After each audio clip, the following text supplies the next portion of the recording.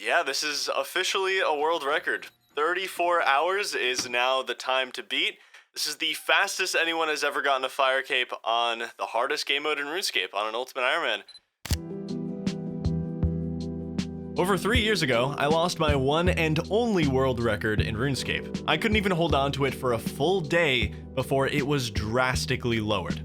The premise of this speedrun is pretty simple. Choose the Ultimate Iron Man game mode on Tutorial Island, which means no banking and no trading other players, then find a way to get through all 63 waves of the fight caves as fast as possible to claim a fire cape. It's time I introduce you to the villain of today's video, my arch nemesis in the most one-sided, short-lived rivalry in the history of the game, because he's just that good. This is Evonaabi, the king of RuneScape speedrunning, and when I say that, I mean it. Here's how I introduced him in my world record video 3 years ago after he destroyed my run by an astounding 15 hours. A challenger has approached the Ultimate Iron Man Fire Cape speedrun, a very experienced RuneScape speedrunner, and by that I mean Evonaabi holds the record for every single category on the game. That is not an exaggeration. Every single one. After Evonaabi took the world record, I vowed to beat his time in the future. I wanted to take it back. I will beat the 19-hour fire cape. Mark my words. Little did I know that in the future, the record isn't gonna be 19 hours. It's gonna be much lower. The meta and strategies have drastically changed, and when you see where the record sits today, you'll understand just how hard it's gonna be to beat it. Here is a very quick history of the Ultimate Iron Man Fire Cape world record, starting with my 34-hour time. To say this run was inefficient is an understatement. I way over-prepped, I died in the fight caves, and Evonaabi ended up setting a brand new world record at 19 hours and 10 minutes, despite himself dying 3 times in the fight caves during that run, which left a lot of time to save. Lowering this speedrun time depends a lot on just how underprepared you can be when you go in for that fire cape.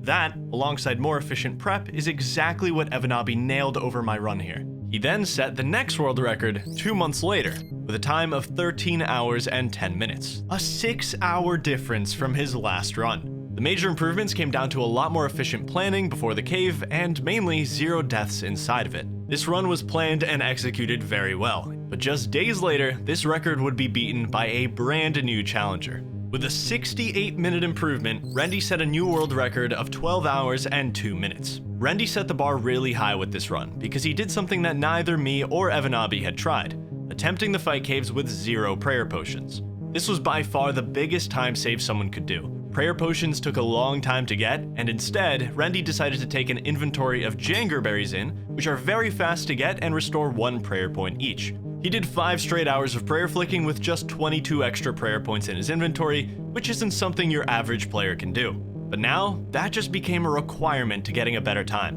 Although this was a great run, a month later, Evonaabi answered back with a time of 11 hours and 14 minutes. A 48-minute improvement and the current world record. Evonaabi made his route insanely efficient. He improved pathing, found ways to complete quests more efficiently, he trained his stats while walking around the map, and most importantly, he took the skill requirement even higher by entering the fight caves with 0 prayer restoration, not even jangerberries. He started the 63 waves just 5 hours into the run, with 35 range, a bone crossbow, and some jugs of wine. Which begs the question, how much further can this run go? How do you beat no prayer recharge? He spent 6 hours and 7 minutes in that cave and left it with 1 prayer point to spare. This is a god tier run, and it's held up for 3 years. Back then, I wasn't good enough to challenge this world record, but I believe today I am. I want to beat Evonaabi, and this time I want to hold the record for more than a day. Let's get started. Alright, but first, really quick, you ever just want to be healthier? Because I do. You guys might remember I used to drink AG1 to accomplish this goal, but I found something better, which is the brand new and improved AG1 Next Gen, the sponsor of today's video. I've used AG1 for several years now because healthy habits are hard, and the simplest thing I've ever done to improve my health is AG1. If you've ever been a doubter, there's never been a larger set of cold hard facts backed by gold standard clinical trials to show the effectiveness of AG1 in filling nutritional gaps. I urge you to go check out the research. AG1 has 75 high-quality vitamins, minerals, and whole food-sourced ingredients, and with the next-gen formula, you've now got 5 new clinically backed probiotic strains to support gut health, extra vitamins and minerals, alongside all the other good stuff that was in the original formula, like adaptogens to help you deal with stress. It's NSF certified for sport, which means it has to meet strict quality standards. It's also really simple. Add some water, open up your packet, pour that thing in there, stir it up, takes like a minute every day, and I can feel better about myself. I started noticing benefits really quickly, and it helped me build momentum into other good healthy habits too. You can try AG1 Next Gen with my link in the description, and you'll get the free welcome kit, 5 free travel packs, a bottle of vitamin D3 and K2, plus a free morning person hat in your order for a limited time. Go try it, and now back to the video. To beat Evonaabi, I first have to spend a day dissecting his run. However good it may look, human error will always give you an opening across an 11-hour speedrun. But one thing was for sure, this run was really good. After 4 months of running the category, Evonaabi knew exactly what he was doing. I broke the run down to 3 main sections: 44 prayer, quests and stats, and the waves. The 44 prayer section is where I'd find my first significant time save over the world record, but rather than tell you, I'm just gonna show you. It was time for my first attempt at the world record in well over 3 years. Okay, this name is like charmingly dumb. I don't know how it hasn't been taken as a welcome to the world fire cape man. The speedrun has very few rules. First, no alt account usage of any kind. The run ends when you talk to Hans in Lumbridge with a fire cape.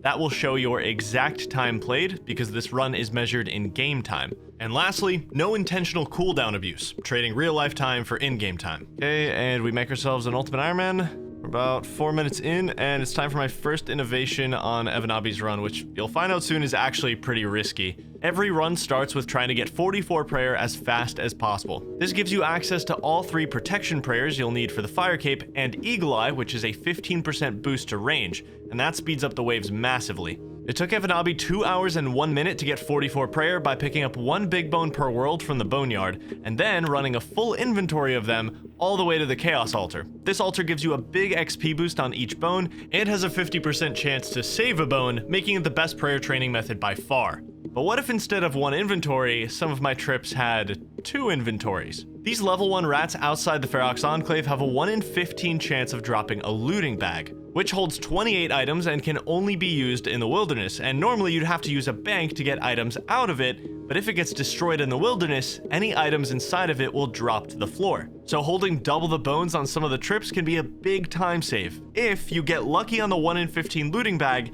and if you don't die. You have to spend 2 hours here picking up bones guarded by level 25 skeletons with a max hit of 4. That's 28 world hops per inventory with just 10 HP. If you get unlucky, you can absolutely die here. But with a looting bag, you're doubling the chance to die to a skeleton because you need 55 bones a trip instead of 28. And any death will be an instant restart on this run. The margin for error is too small to give Evonaabi any kind of edge.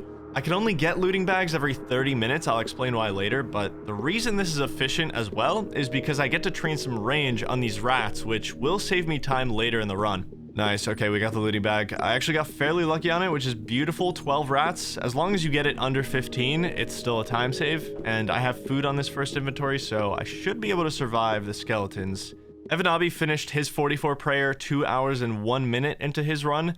That's our benchmark. I want to get as far ahead of that as possible. I've basically made this first section way more luck dependent than it needs to be, but I need to find any edge I can possibly get over his run. No.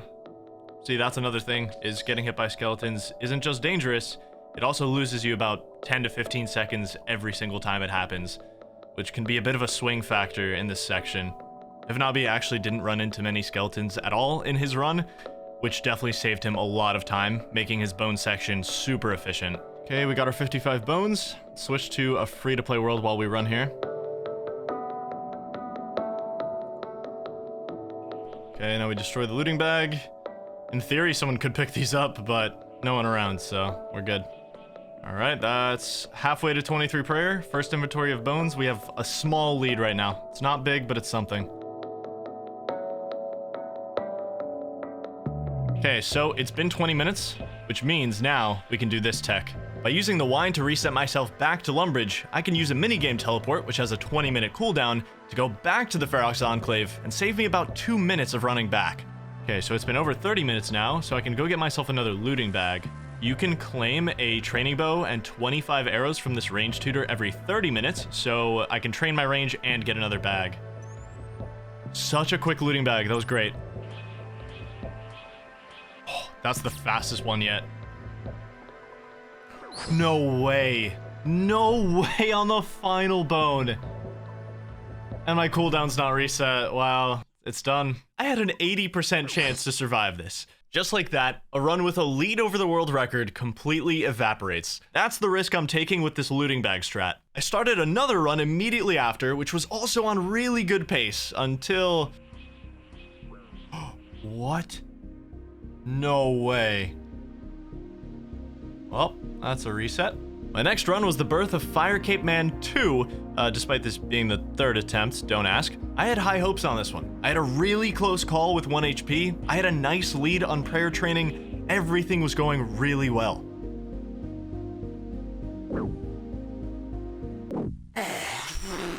I had 3 minutes until my teleport cooldown. If I wanted to save this run, I had to think fast.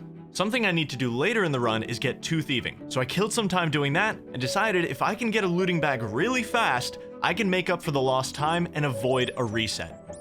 And that's exactly what happened. Even though I made up a lot of time, getting killed by that bear messed up all my cooldown tracking. The next time I did a reset to Lumbridge, I didn't have a minigame teleport ready to come back. So I did 2 steps of the X marks the spot quest, which I would have to do later, and went back to the boneyard. But it all just felt so messy. I was putting band-aids on all these mistakes that I was figuring out because this might as well have been my first time doing this run. But surprisingly, because of the looting bag tech, this run was still competitive with the world record. Okay, so I'm 2 bone trips away from finishing off 44 prayer, which means I'm gonna grab this iron scimitar. We're about to go into phase 2. And boom, we made it 43 prayer. Protect from melee unlocked. I can actually defend myself from skeletons and other monsters now. It's time to make all the money we're gonna need for the rest of the run right here. We have to pick up a full inventory of these plate bodies. Okay, there we go. Let's get out of here. And now we sell 5 plate bodies per world to the Bandit General Store. That's 30k GP. I was still on the fence as to whether I should restart this run or not, but I got another lucky looting bag right on my final trip, and that pretty much cemented it. I wasn't that far behind. Okay, we are done with 44 prayer, done with bones, done with the section at 2 hours and 5 minutes. Now, it may look like I'm behind, but I actually don't think I'm behind. 2 hours and 5 minutes. Even though I was technically 3.5 minutes behind Evonaabi, that doesn't tell the full story. I was almost 3 full range levels and a thieving level ahead of him. The truth is, this is the least important segment of the run. The biggest time saves are in the next 2. And even though I wanted to be ahead going into segment 2, I'll accept a technical draw being ahead on a couple of stats, because I still had some plans. This part of the run is all about completing the Lost Tribe quest to unlock the bone crossbow and getting a high enough range level to enter the fight cave. And these are the requirements to complete the Lost Tribe, so getting all of them done efficiently is key. Oh, such a waste of time. Oh, it's so annoying that I just keep getting attacked in here. I lost about 1.5 minutes due to these bandits spawning in the general store. A little unlucky. But with 60k GP, I can now teleport to Lumbridge and say goodbye to the wilderness for the rest of the run. First up, I went up the castle and started the Rune Mysteries quest, ran over to Draenor and did the 3rd step of X marks the spot, then I trained straight to 13 agility on the Draenor rooftop course. Okay, that's 1 Lost Tribe requirement taken care of, and the agility levels will help a little bit through the rest of the run, which is always nice. Now we buy a Chronicle and 7 teleport cards. Okay, Rune Mysteries step 2 done. Now let's use our minigame teleport to get our energy back to 100. I'll be using the minigame teleport a lot throughout this run just to get my energy back here. Now let's chronicle back to Varrock. There's a candle upstairs in this sword shop, and we're gonna need it later for our light source for the Lost Tribe.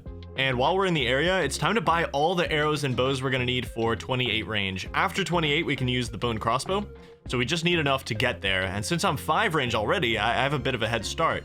I can go straight to the oak short bow. Okay, got everything I need. Training range takes up a big portion of this run. So once you get a bow and arrows, you need to be getting range XP whenever possible. If you need to go somewhere and there's something to shoot, you need to be taking advantage of that. Range XP, at all times, is the name of the game. After completing X marks the spot, I use the lamp on thieving to get me straight to 5, which saves me a lot of really slow training on my way to 13. Then I ran over to Falador while getting range XP to buy 2 woad leaves and a dwarven stout from the bar. I'm gonna need both later. Next, I take the boat from Remington to Artie. Okay, a couple things I need to do here. Buy an unstrung symbol from this guy, and now we're just gonna be thieving until 13.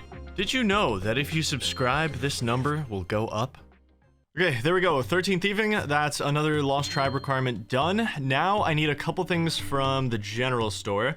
We get a bronze pick, ball of wool. We're gonna string our symbol from earlier. We'll have to bless that later. That's gonna be our amulet for the fight caves. Around this time in his run, Evonaabi was completing the Plague City quest to train his mining from 1 to 15. Early mining is insanely slow, so skipping it with a quest makes a lot of sense.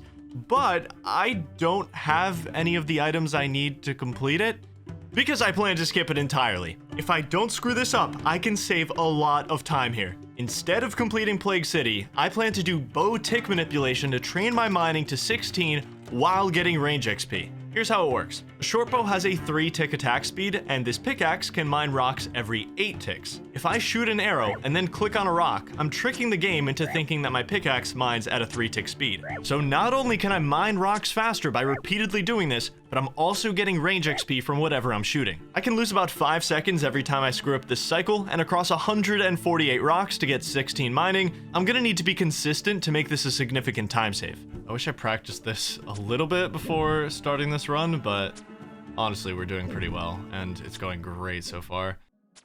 I was making a couple mistakes at first, but once I got the hang of it, I was making really good time. Evonaabi was in the middle of a quest, while I was gaining XP in 2 different skills. For the first time in the run, I officially took the lead. I'm gonna get 15 mining here, but there's someone here mining the iron ore, which never happens, but I'm gonna steal this. I'm sorry, it's for a good cause.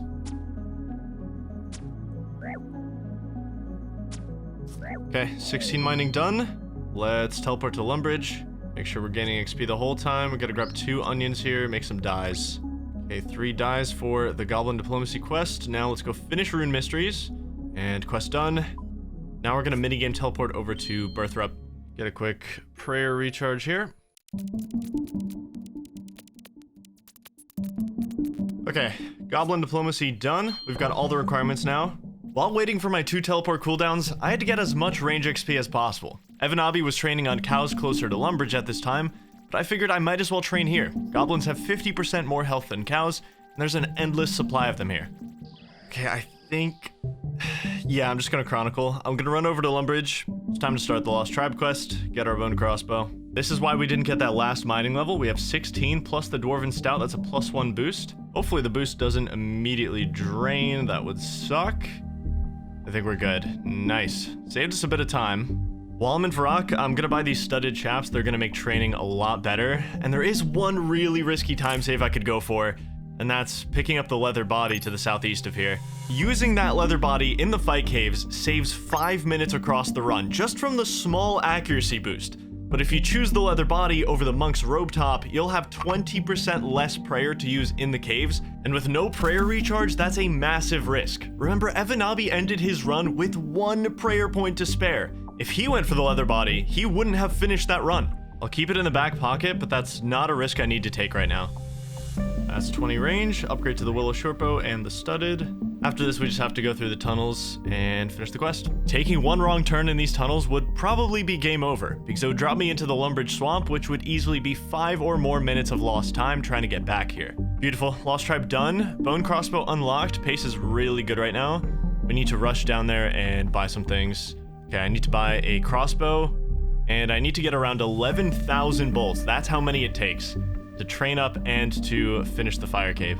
Okay, got all the bolts. We have 7,000 GP left. I need to buy 2 more things.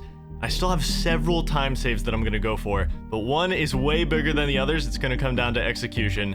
Please be in stock. Please be in stock. Yes, green d'hide chaps, green d'hide van braces. I'm not gonna be able to equip the green d'hide until I'm about 2 hours into the fire cave attempt, but it's gonna be a massive help when I do. Right about now in his run, Evonaabi was heading over to train on sand crabs to get his final range levels before the fire cape attempt. I also have sand crabs to kill, but first I needed to make a pit stop at the Shazian bar. Okay, I saved 400 GP precisely for this. We're gonna buy a full inventory of lizard kickers. Lizard Kicker is essentially a baby ranged potion. It boosts your range by 4 when you drink it, and 4 levels might not seem like a lot. That's because it isn't. To prove my point, this is how long it takes to kill a sand crab at 21 range and 25. Those 4 extra levels don't even kill it a full second faster. That's useless, but it's not about the size of your boost, it's how you use it. Let's run that same scenario with 25 range and 29, also a 4 level difference, but this time, you kill the sand crab 10 seconds faster. That's because certain levels give you a new max hit. They're not all created equal. So I did a bunch of calculations to find the optimal levels to drink a lizard kicker. This graph shows the amount of seconds saved per each respective level. I took everything into account: how long the boost lasts with a new max hit, the time it takes to drink, and the increase in kill speed. If anyone ever pisses you guys off, I want you to say, I bet you drink lizard kickers at 31 range, because it actively loses you 1.6 seconds. It's negative value when you account for the fact that it stalls your next attack by 3 game ticks when you drink it. But as you can see, at certain levels, you can really maximize the time of your boost and the extra DPS it brings. I have to go about 2 minutes out of my way to get a full inventory of these, so using them at the wrong level alongside that would be devastating. But when used optimally, this can save 7 or 8 minutes during training. And imagine how impactful these could be in the fight caves. Lizard kickers have been out since 2021, and no world record has ever tried using them in the fight caves. Evonaabi's world record forced anyone challenging it to bring 0 prayer restoration. If I beat this record, I want anyone that comes after me to get rid of 80% of their food and bring lizard kickers instead. This is my plan. It's a big risk getting rid of that much food, but using these at the optimal levels during the 63 waves is gonna save a lot of time. I forgot to recharge my prayer before coming here, so I've got to make these 10 prayer points last the next hour of training.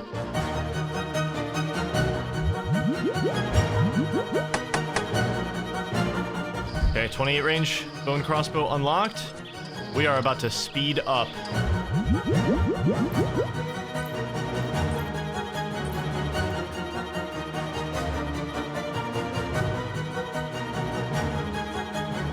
I'll get 2 more wines. There we go. Inventory of lizard kickers. This is our final inventory for the fire cape. We need to be about 15% toward 36 range, mathematically optimal. One last bit of tech. We can get a lamp from here, use that on range. That's gonna help us a little bit. And he teleports us to Barbarian Village 1 time. We grab the monk's robe top. This guy's gonna bless the symbol I have. That's a ton of prayer bonus. And this altar gives an extra 2 prayer points when you pray at it. And now we minigame teleport over to the fight caves. It's time. That's section 2 complete. We're gonna split the time and go in. I made up nearly 14 minutes of time in the quests and stats section, ready to attempt the fire cape at 4 hours and 56 minutes, 10 minutes ahead of the world record. This is where the most time can be saved, but it's also where most runs will go to die. I've got 25 HP, limited food, no defense, a weapon with a pretty short attack range, and nearly 6 hours of near-perfect gameplay ahead of me. The fight caves are on a global timer with 15 potential spawn rotations. Since I entered at 8:17 PM, I'm guaranteed to get rotation 2. This lets me know where every monster is going to spawn and allows me to make a PowerPoint presentation on how I'm going to deal with every wave. The waves are full of risky time saves I could do, but before we get to those, let's just reiterate the fundamentals. These 46 prayer points are all I have for every wave, which means I need to prayer flick every wave. And these bats are the scariest monster in the run. If they hit you, they will always drain your prayer. The scariest waves are going to be the ones where I'm forced to tank the bat.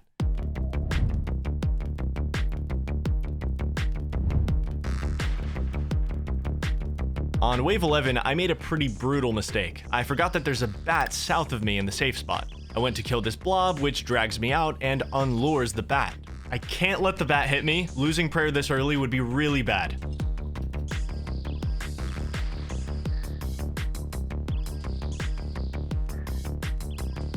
Everything's max hitting.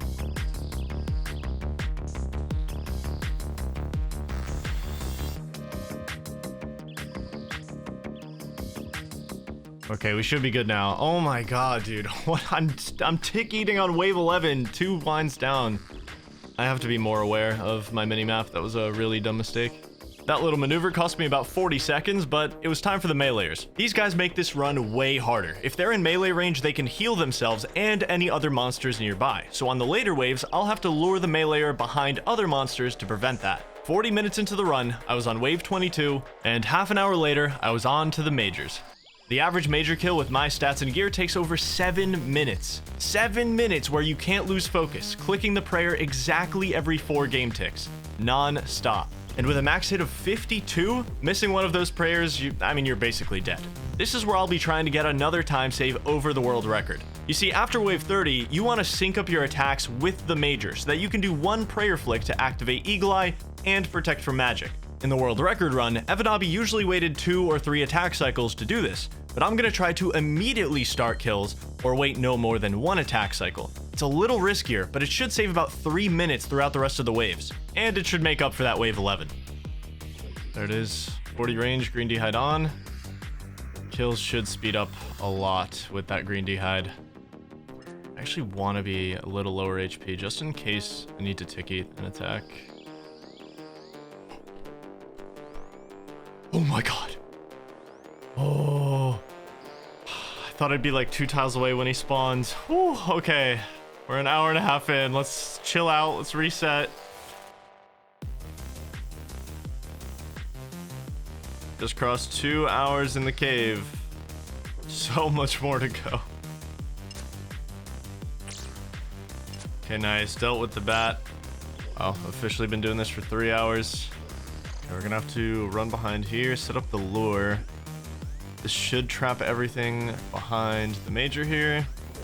Lizard kicker is carrying, dude. I keep hitting 11s. Around the 4-hour mark, the mental burnout started to set in. I wasn't commentating as much, and a scary wave 55 was about to start. A bat spawns right next to me, and I have nowhere to run. I just have to hope to kill it quickly.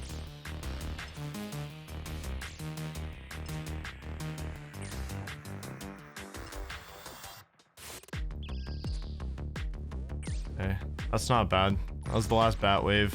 I have a decent amount of prayer. Wave 56 also had a bit of a sketchy lure, but not one that I haven't done before. Once it hit wave 60, I had officially been in the cave for over 5 hours. With basically every hard wave complete at this point, it was just a matter of hanging in there and continuing to not miss any prayer flicks. Okay, oh, it's time for Jad. All right. Oh my god, I feel like I've started to hallucinate a little at the end, dude. I was going into the Jad fight with an insane lead on the world record, around 36 minutes, and I got here using only 26 prayer points and what I'd call one major mistake. But it's not over yet because the Jad fight is about 20 minutes long, and with 20 prayer points remaining, that means I have to one-tick flick every single attack while making sure I use Eagle Eye on every attack. With a max hit of 97, there's basically no room for error when you miss a prayer. I was mentally exhausted, but there was only one obstacle remaining. I can burn a little prayer at the start here. I'm gonna one-tick flick after. Yeah, I feel like I'm losing time. I gotta...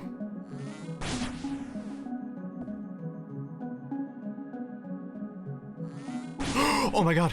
No!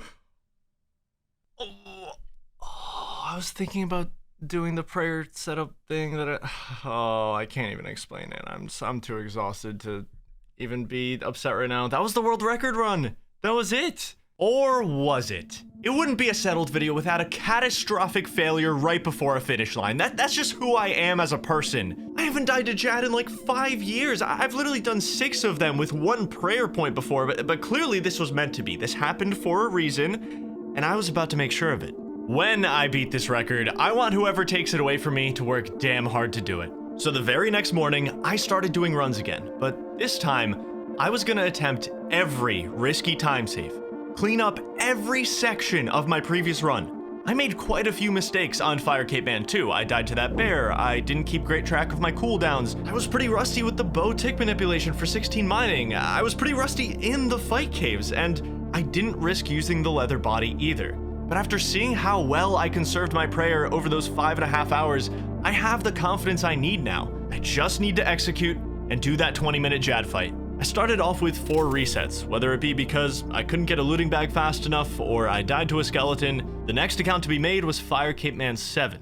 Okay, if I beat the world record on this run, I'm a little pissed because I messed up my haircut in the character creation screen. Fire Caveman 7 was looking insanely promising, finishing the 44 prayer section with a small lead over the world record. And my previous run was 3.5 minutes behind at this point. I just felt a lot more comfortable now that I had done the route once. I didn't have to hesitate as much on different decisions, and it all just felt way more streamlined. In the quests and stats section, I saved time over my last run by not getting attacked in the Bandit General Store, speeding up my 16 mining grind with less mistakes during the tick manipulation, and keeping perfect track of my home and minigame teleport cooldowns before making decisions. We're here for the Lost Tribe, but we're also here for the leather body. We're gonna take the risk. When I showed up to Sand Crabs for the range levels, I was ahead of my previous run by nearly 7 minutes. And with better lizard kicker usage plus one less trip back to Sand Crabs, I showed up in front of the fight cave with a time of 4 hours and 43 minutes. 23 minutes ahead of the world record. 13 minutes ahead of my previous run. The only thing between me and a disgusting new world record was my own nerves. Since I'm using a leather body this time with one less food, the cave was about to be even harder. But it started off smooth sailing. During my last run, I thought lizard kickers were only worth using to speed up the major kills, but I was wrong. It's more efficient to drink them as soon as you hit an optimal level, and there's only 2 of them for the rest of the run, 39 and 45. Everything was going perfectly, and then...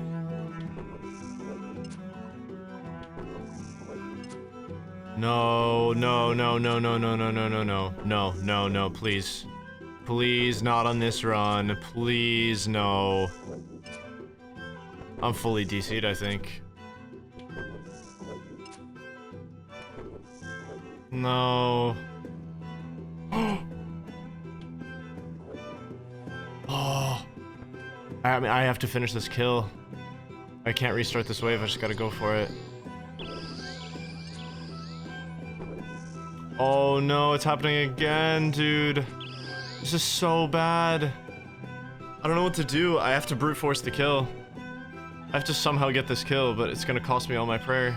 Servers, I need you to be stable for like 5 straight minutes. That's it. Just 5 more minutes so I can finish this kill.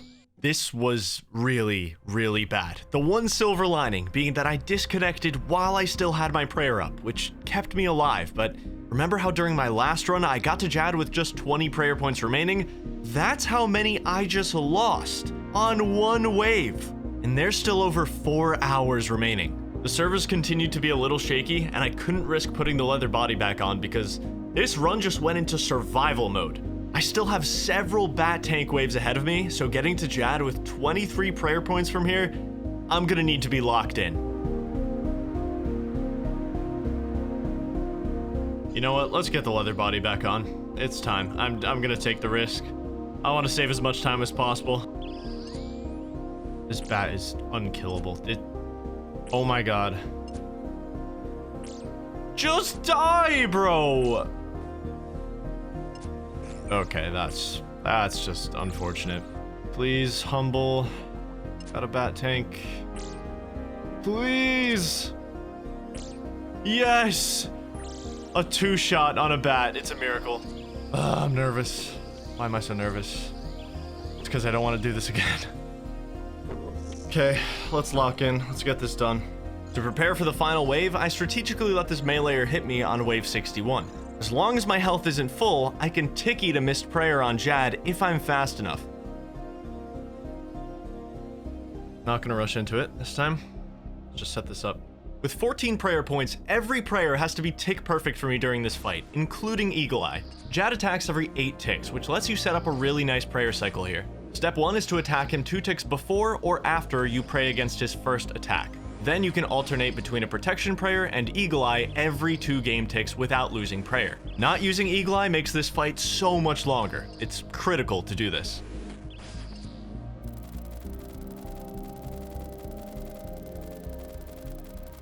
At 50% the healers come out, and I opted for a safe 0 damage healer method, but for every 2 seconds that a healer is healing Jad, it adds 18 seconds to the fight, which means I need to take his attention as fast as possible. Relax, let's slow it down. I take a few seconds to set the cycle back up.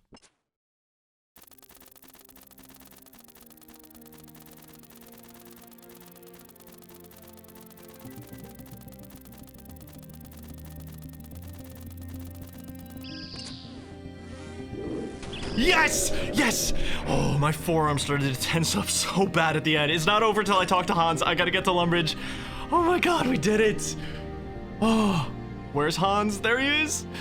And the run is over! 10 hours, 33 minutes, the final time. We have a brand new Fire Cape world record on an Ultimate Ironman from scratch. I forgot it was with that haircut. Maybe I reset. After losing almost half my prayer points and a few minutes of time to that disconnection, we pulled it all the way back. And if that disconnection didn't happen, I would have done this whole cave in, what, 10 prayer points? That's insane. I had the leather body on for 4 out of the 6 hours. Super proud of this run. 3.5 years ago, I walked down this same road with a time of 34 hours and 23 minutes, ending my video by vowing to beat the 19-hour Fire Cape. And I'm really glad I got to keep that promise. Wanna know what's crazy though? Fire Cape Man 7 entered the fight caves with a 13-minute lead over Fire Cape Man 2, with the leather body, more efficient lizard kickers, without messing up wave 11. And yet, Fire Cape Man 7 got to Jad only 15 seconds faster. The disconnection wasn't my only problem in the fight caves. Let's take a look at this RNG real quick. Once you put the green D-hide on, it should take you around 6 minutes to kill a major. But I had multiple kills that went well over this, sometimes close to 4 minutes over. My god, that was almost like a 10-minute kill. With average luck on that final section, this run should have ended around 10 hours and 15 minutes. Seeing this category break the 10-hour barrier would be insane, and that proves it's quite possible. Here are some time saves you can try. But I also need to give a massive shout out to Evonaabi. He set the standards for this run, he showed everyone what's possible, and I don't want to take credit for that. He optimized this run to a brilliant level, and I'm really glad he was the first domino to creating a history for this category. A history that I hope continues for many years to come. Thanks for watching.